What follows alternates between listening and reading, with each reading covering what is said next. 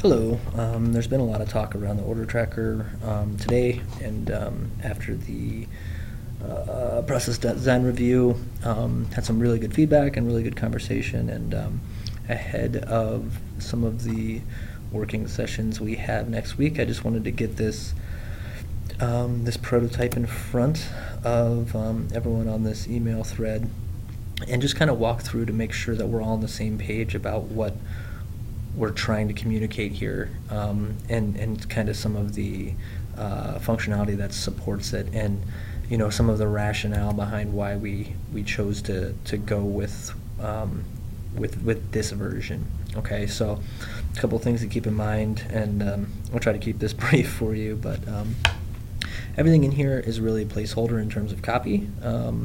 This is a result of the getting together with some of the business folks, people who work on this order intake stuff day in and day out, and really getting their feedback and perception and perspective on what we need to communicate to a customer, as well as what we shouldn't communicate to a customer. And what we came up with was this version of the order tracker.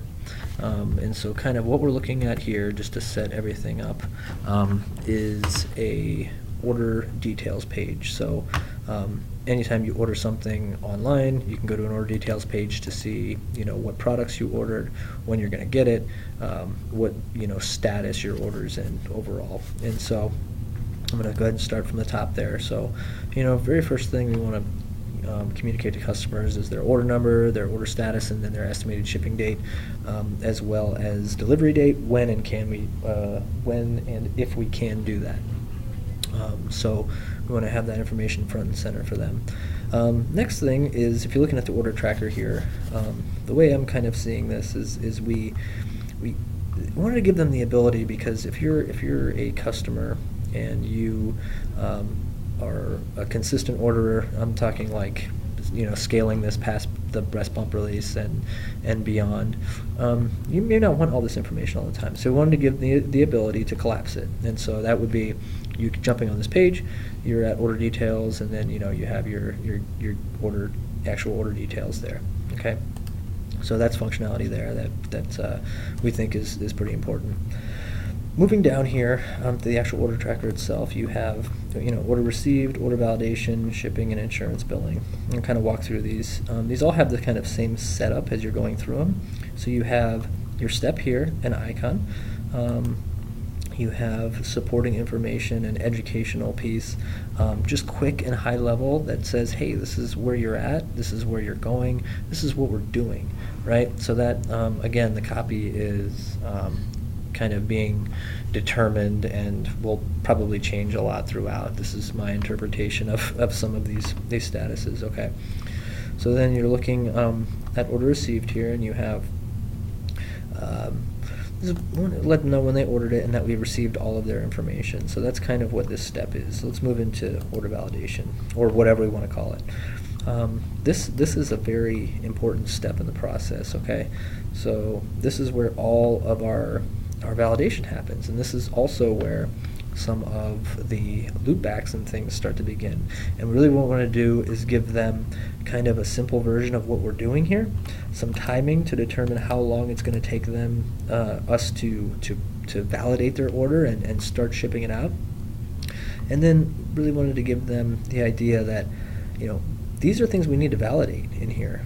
So, you have insurance coverage and benefits, which you can expand. You have medical documentation, which you can expand, and then prior authorization to get more information, and you can expand it. Whatever, if you need clinical notes or a prescription on this order, we want to communicate to them, and the copy's not in here right now, that Edgepark's currently doing that for you. We want to make sure that they're aware of all of the good things that we're doing for them to get their order out to them. So this is a quick breakdown of some of those things. And that's transparency right there. I mean, we're thinking about a linear process here, but in all reality, our process is very it's a lot different than a lot of e-commerce sites. So we have to keep that in mind in terms of a design and in terms of what we need to communicate. If and when they need an document, they can come here and grab it. So moving on here, the shipping section, this is, okay, so the shipping section here, this is just, we want to give them a way to communicate where, to track their order. Pretty self-explanatory. These you'd also be able to track by item, not just in this tab here. So okay, so moving on to insurance billing, and this is kind of we think is a pretty big opportunity to really communicate balances and if there's issues, and if anything that could be actionable in terms of things we need to communicate about the payment or anything of that nature. So here's an example. We want to give them a message up top here, letting them know that the company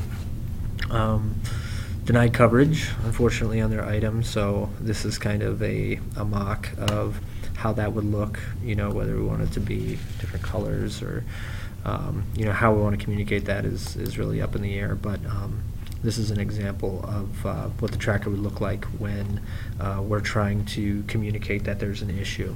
And the other thing is that this doesn't just stop here.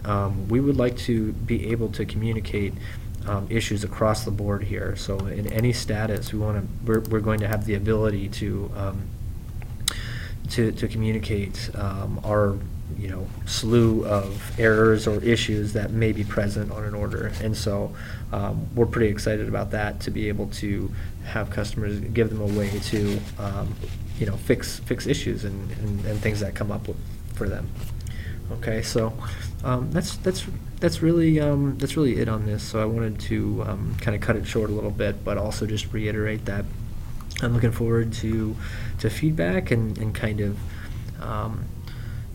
finessing some of the things that are here as you look at this. If you made it this far, the copy is it's not final. Calls to action aren't final. In fact, we're still kind of going through the technical aspects of it to kind of determine the best way to approach. So, looking forward to kind of getting together and make this a really cool feature for our customers.